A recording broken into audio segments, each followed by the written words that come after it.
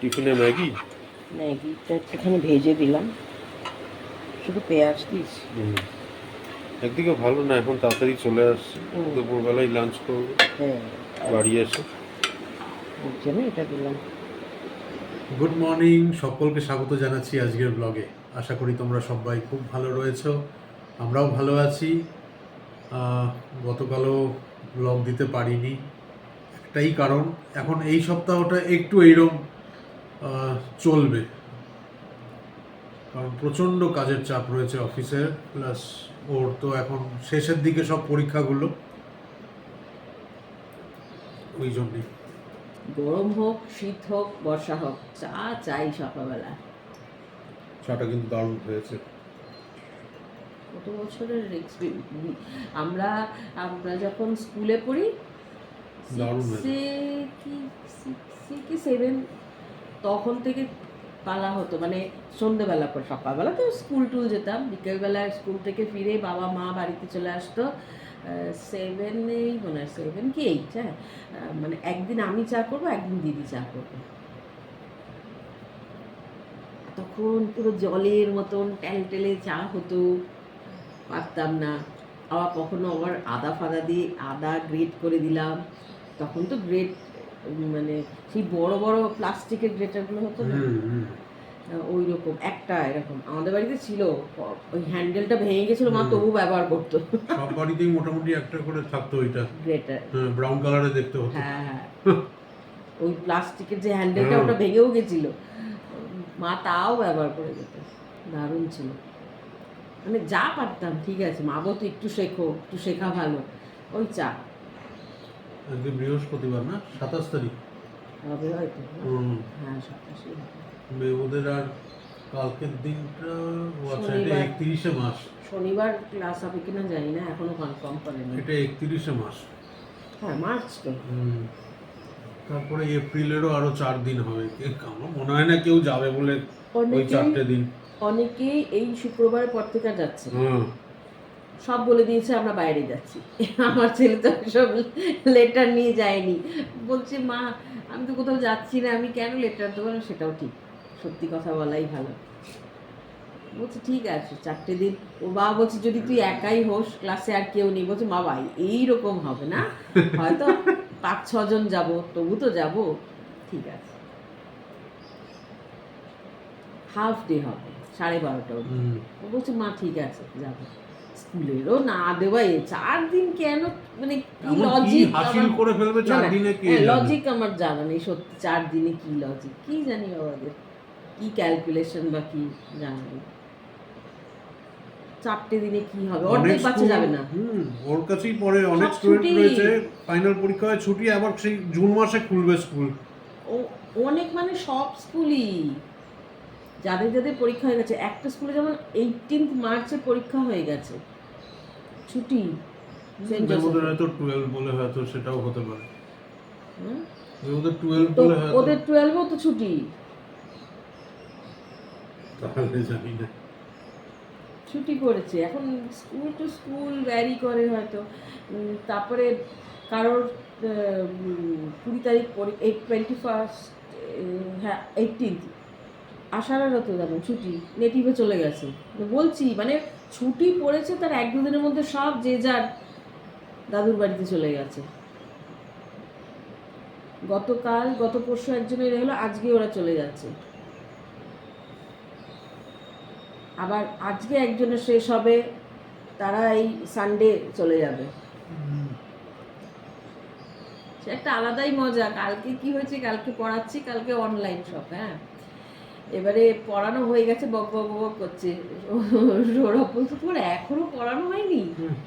আমি বললাম না না পড়ানো হয়ে গেছে, রিভিশন হয়ে গেছে। বক বক করছে, মানে কে কোথায় যাবে। পড়ানো হয়ে গেছে 8টার সময়, বক বক সেশন চলেছে 9টা 15 অবধি। কি বলতো, ওই সব শেয়ার করছে, ম্যাম আমরা 1.5 মাসের জন্য দাদুর কাছে যাচ্ছি, মার খুব মজা, আমরা এই সানডে বেরোচ্ছি, কেউ বলছে এই কাল মানে স্যাটারডে বেরোচ্ছি, যাই হোক ওই সব এরিয়া কী করবে ওখানে গিয়ে, কি কেন মজা হয়, সব একটু বক বক সবসময় পড়াশোনার কথা ভাল লাগে বলতে। ওই অনলাইনের এতে ভিডিও কলে স্টুডেন্টরা তো এসছে, তাদের মারাও চলে এসেছিল। কথা বলছিল, সবার মজা শেয়ার করছে, ভালো লাগে শুনতে। কোথাও কেউ যাচ্ছে ঘুরতে, তাও মানে নিজের দেশে, তাই না, নেটিভে, নিজের সবারই জায়গায়। এই টাইমটা মানে 90% লোকের ওই একটাই জায়গা যেতে প্রেফার করে। আমার প্রত্যেকটা বন্ধু যাচ্ছে, মানে যে যে কজনকে আমি চিনি, সব সব কলকাতা ঘুরতে যাচ্ছে।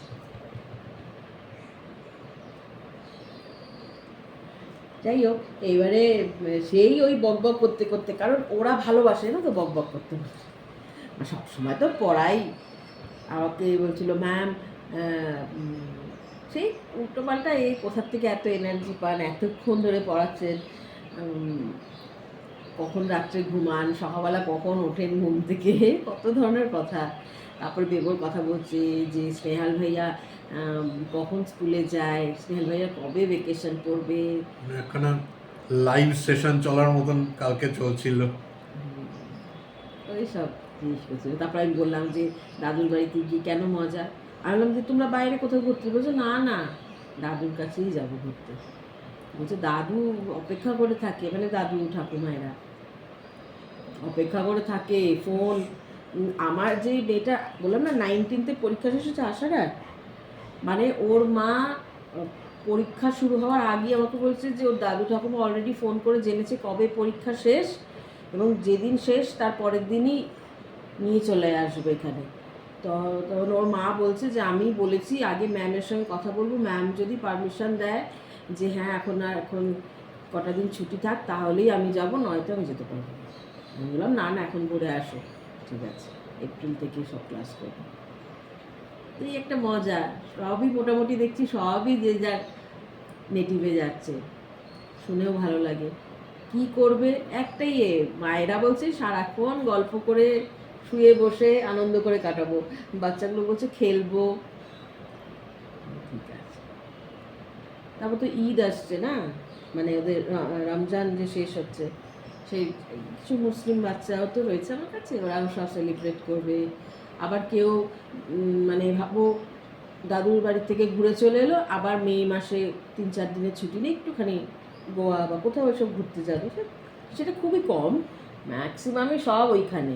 এবার দাদুর ওখানে যাবে যে যারা কলকাতায় থাকে, তারা বলছে কোনো অসুবিধা নেই, আমরা ওরা আসবে দেরিতে, আসবে সেই মে মাসে সব ফেরত। কী করবে এখানে একা একা বসে বলো তো, ওখানে তবু তো তাই না বলো। যাদের কলকাতায় বাড়ি রয়েছে, নিজের লোকেরা রয়েছে, আমার বাঙালি যারা বন্ধু আছে তারাই তো, যে বাবা ফোন করে আগে জেনে নেবে কবে পরীক্ষা শুরু কবে শেষ, সেটাই স্বাভাবিক হয়। টিকিট বুক করো, চলে আসো। বলছে গরম হোক যাই হোক কোনো, কারণ সত্যি এই সময়টাই যা বেশি ছুটি, শীতকালে কোনো ছুটি নেই। মানে শীতকালে ছুটিটা তো হয় না, শীতকালে তখন টুকটাক বাইরে কোথাও যায়, কিন্তু এই সময়টা মানে আমরা হয়তো ভাববো যে খুব গরম, আমি ভাবি না যদিও বা, গরমটা ম্যাটার করে না বলো। এই এনজয়মেন্টের কাছে ওই গরম টরমের সে বাড়িতেই বসে থাকি, কিন্তু আমি তো ওরাই আলোচনা করে যে সরুষটা সারাদিন বাড়িতেই শুয়ে বসে কাটিয়ে দিলাম, সন্ধেবেলায় একটুখানি কোথাও দোকানে গেলাম, ম্যাক্সিমামই সব গড়িয়াহাট গো কারণ চৈত্র সেল, আর কি সারা বছর তার যাওয়া হয় না, ভালো লাগে, শুনি কি করব শোনাই কাজ, মাথায় শুনি, শুনেই মজা নিই। এটা সৌরভের ব্রেকফাস্ট, বেবকেও যেটা দিয়েছি সকালে দেখে নিয়েছে, তো আর অন্য কিছু না। সৌরভেরটা শুধু আলু টালু কিছু দিইনি, সে বেবকেও দিইনি, একটুখানি পেঁয়াজটাকে একটু ভাজা ভাজা করে তারপরে ম্যাগিটা দিয়েছি, আর সৌরভেরটা এক্সট্রা যেটা সেটা হচ্ছে কাঁচা লঙ্কা, ব্যাস। সব সময় তার ম্যাগি দিই না, মাঝে মধ্যে আমি খাই না আর সকালবেলা তো ভাজাভুজি, সেই জন্যে আমি দেখি অন্য কিছু খাবো। আর সৌরভের এটা জেপটো থেকে কটা জিনিস আনলাম, একটা লাউ, এই যে একটু কাঁচা লঙ্কা, একটু আদা, একটু টমেটো, আর একটা ছোট তরমুজ আনিয়েছি, আর একটু দুধটা বসিয়ে দিয়েছি, দেখাচ্ছি। আজকে লাউয়ের একটা তরকারি করব, লাউ দিয়ে, ওটা দেখাবো। আর দুধটাকে এখন কাটাবো, কাটিয়ে দুটো জিনিস বানাবো, সেটাও দেখাবো। দুধ এখানে ফুটিয়ে দিয়েছি, মানে গরম করে নিয়েছি, 1 লিটার দুধ আছে এখানে। হ্যাঁ, এবারে লেবু দিচ্ছি।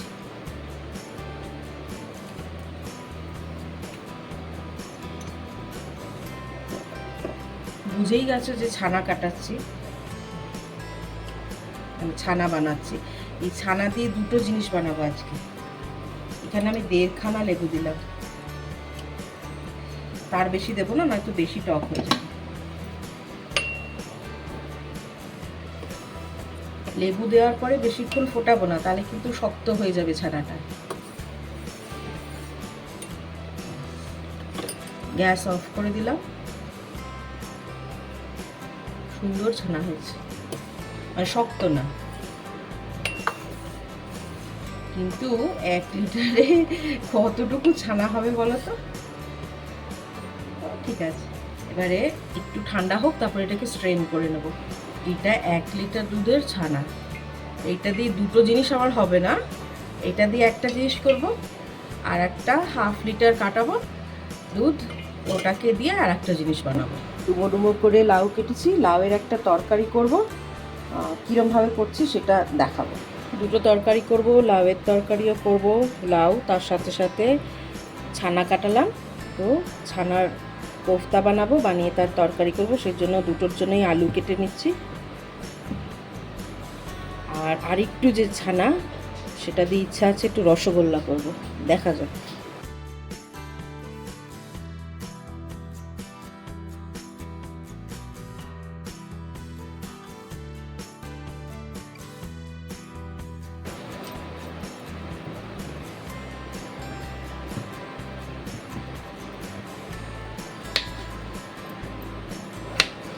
লাউয়ের যে তরকারি করব সেটাতেও ডুমো ডুমো করেই আলু দিতে হয়। ডুমো ডুমো মানে এইরকম পিস।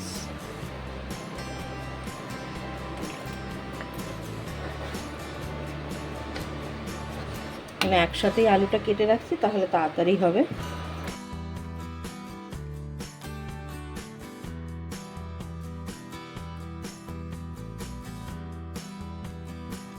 ছানার কোফতার যে তরকারি করব সেটাতে তো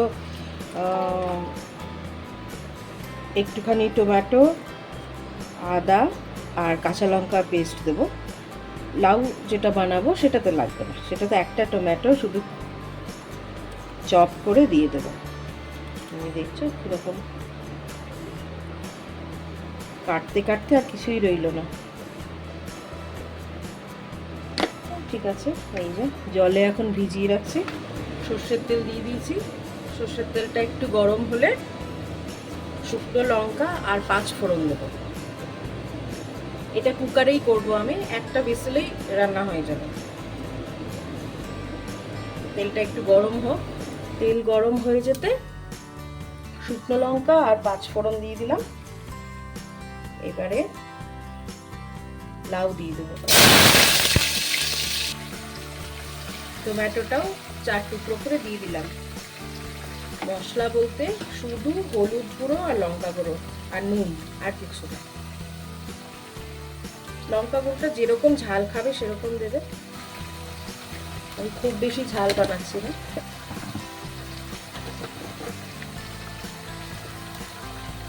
এবারে দিয়ে দেবো আলু, নুন দেব,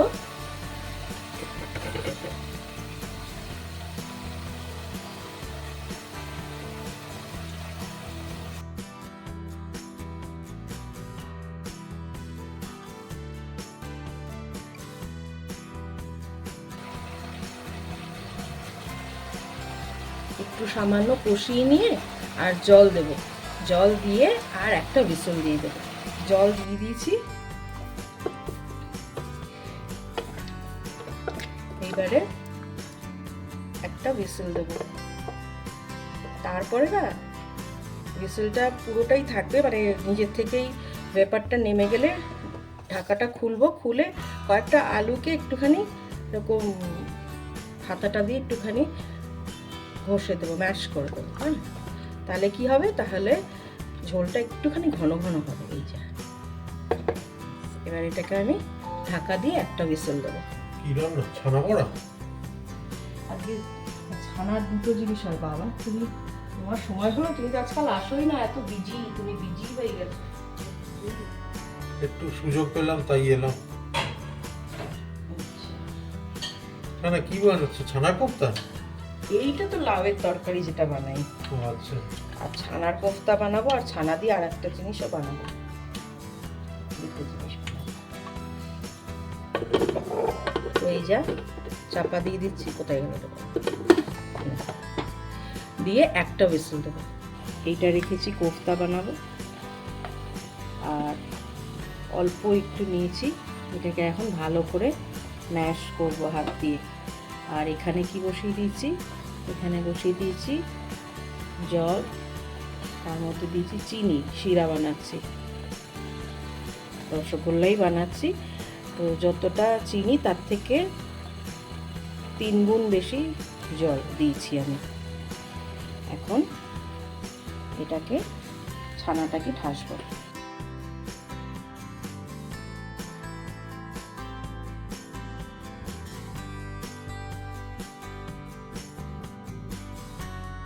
এবারে ময়দাটাও দেবো।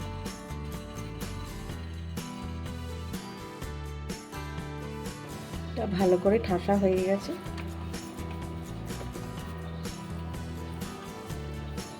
এবারে ছোট ছোট এরকম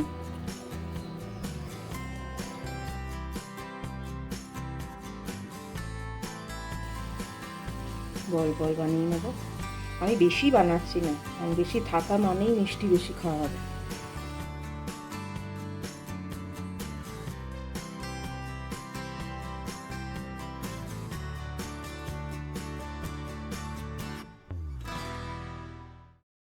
আচ্ছা, এই দেখো পাকানো হয়ে গেছে। এইবারে চিনি শিরাটা টকবক করে ফুটছে, ওটাতে কিন্তু জল বেশি চিনি কম, এক এক করে দিয়ে দেবো।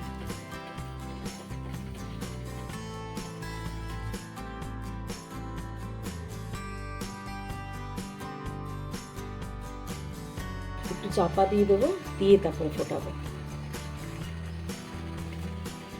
চাপা দিয়ে দিয়েছি, একটা প্লেট দিয়ে এটা ফুটবে, তবে গিয়ে এটা সাইজে বড় হবে। আর বাদ বাকি যে ছানাটা রেখেছিলাম, এই যে এটাকে এখন কোফতা বানাবো, সেটা আগে মিক্স করব।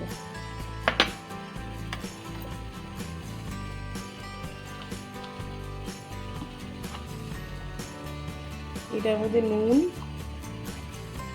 আর একটু লঙ্কা গুঁড়ো, হলুদ গুঁড়ো, একটু চিনি, আর একটু কর্নফ্লাওয়ার, একটু ময়দা দিয়ে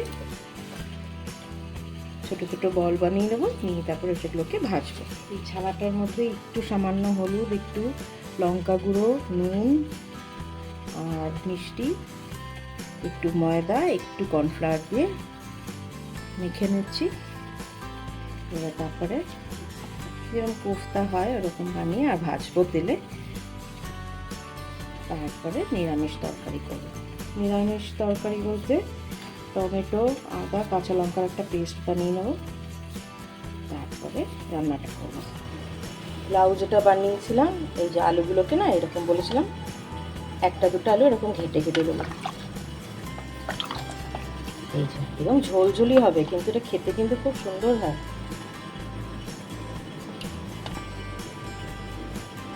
লাউ সেদ্ধও হয়ে গেছে, এটা রেডি। আর এদিকে এটা ফুটছে, আর এগুলোকে ভাজবো। এই যে এগুলোকে ভেজে নিয়েছি, তারপরে টমেটো আর ওই পেস্টটাও করে নিয়েছি এটা। হ্যাঁ, টমেটো, কাঁচা লঙ্কা আর আদা তেলের মধ্যে তেজপাতা আর জিরে ফোড়ন দিয়ে আলুটাকে হালকা ভেজে নিয়েছি। এর মধ্যেই টমেটো পেস্টটাকে দিয়ে দেবো। মশলার মধ্যে হলুদ গুঁড়ো, লঙ্কা গুঁড়ো, জিরে গুঁড়ো, ব্যাস, আর তো কিছু না। তো টমেটোর কাঁচা গন্ধটা একটুখানি চলে যাক, তারপরে নুন দেব। আচ্ছা, নুনটা আমি এখনও দিতে পারি অল্প করে।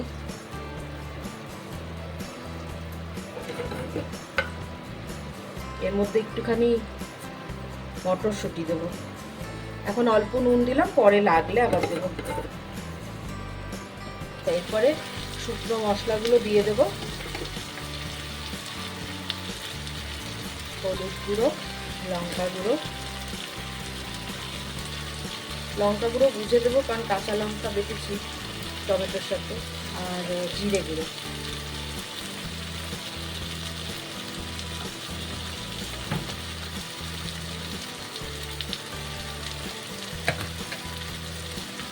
দিয়ে ভালো করে মিক্স করে নেব। একটু কষানো হয়ে গেলে জল দিয়ে দেবো।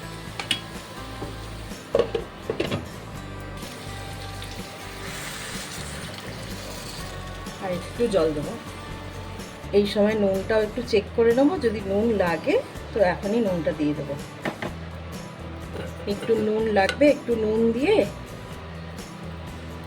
আর চাপা দিয়ে দেবো, মানে ঢাকা দিয়ে দেবো, যাতে আলুগুলো কয়েকটা সেদ্ধ হয়নি, আলুগুলো সেদ্ধ হয়ে যাবে। একটু ফুটে উঠলে তখন এই কোফতাগুলো যেগুলো বানিয়েছি এর মধ্যে দিয়ে দেবো। আর নামানোর আগে একটুখানি ঘি, গরম মশলা, একটু মিষ্টি দেবো। ব্যাস, ঝোলটা ফুটে গেছে, আলুগুলো সেদ্ধও হয়ে গেছে আশা করি। হ্যাঁ, হয়ে গেছে। এইবারে এই কোফতাগুলো দিয়ে দেবো। এই সময়তেই চিনি দিয়ে দেবো একবারে, আর ঘি, গরম মশলাটাও দিয়ে দেবো।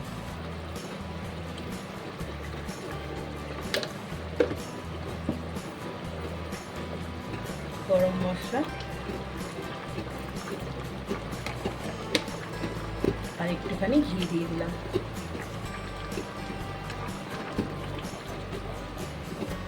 আর 1-2 মিনিট ফুটিয়ে নামিয়ে নেবো।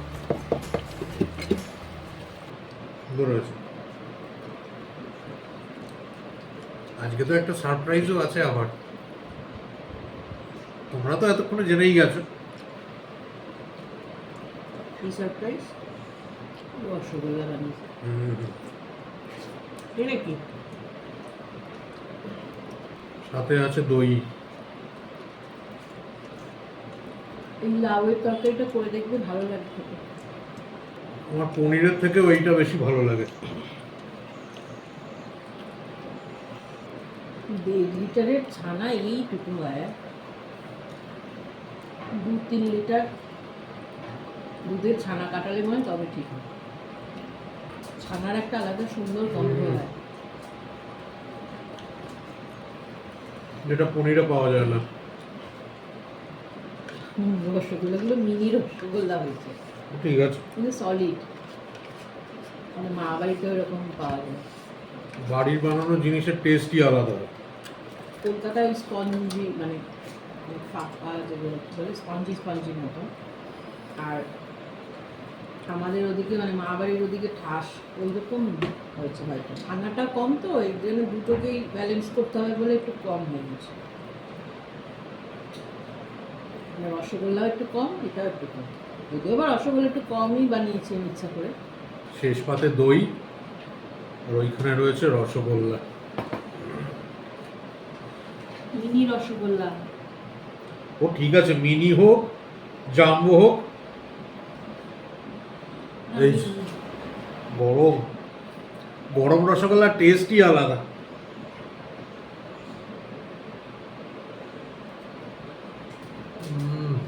নরম তুলতুল করছে একদম।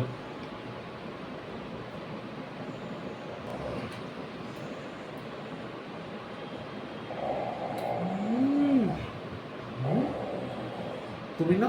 আমি পরে খাবো। আরও রয়েছে। নাও না, একটা নাও এখান থেকে। সলিড মা বাড়িতে যেরকম খাই আমার ওরকমই ভালো লাগে। ভেতরটা পুরো একদম সফট, মানে নরম। আচ্ছা, কারেক্ট, একদম মা বাড়ির মতনই হয়েছে। শুধু কল্যাণী না, শিলিগুড়ি টিলিগুড়ি ওইসব দিকেও মনে হয়, তারপর আরামবাগ ওখানে মানে কলকাতার বাইরে বলছি, হয় না পুরো ভেতরটা ঠাস সফট, ওই রকম হয়েছে। বনগা আমি মা বাড়িতে আমরা এটাই খাই, কিন্তু আর একটু বড় সাইজ। বনগা তো এরকম ধরনের রসগোল্লা বানায়। এগুলো কি করতে হবে, আমার আর একটু সাইজটা বড় করতে হবে, কারণ এটা তো ফুলে অতটা বড় হয়নি, একটু ছোটোই হয়ে গেছে, মানে ছোটোই রয়ে গেছে, এটাই করবো। কিন্তু খেতে খুবই ভালো হয়েছে, দারুণ হয়েছে, দারুণ হয়েছে। একদম পুরো ছানা ছানা। অপূর্ব। ডিনার কমপ্লিট করে এবার শুতে যাওয়ার পালা। শর্মিষ্ঠা কালকে ভোরবেলার বেবোর টিফিনের সমস্ত গোছগাছ করে রাখছে, বেবো নিজের স্কুলের ব্যাগ গোছাতে ব্যস্ত, আর আমি চলে এলাম তোমাদেরকে গুড নাইট বলে ব্লগটাকে এন্ড করতে। সবাই খুব ভালো থেকো, সুস্থ থেকো, কাল আবার দেখা হচ্ছে আরেকটা নতুন ব্লগে। ততক্ষণ দেখতে থাকো ফোরলি, সঙ্গে থাকো ফোরলি। Good night.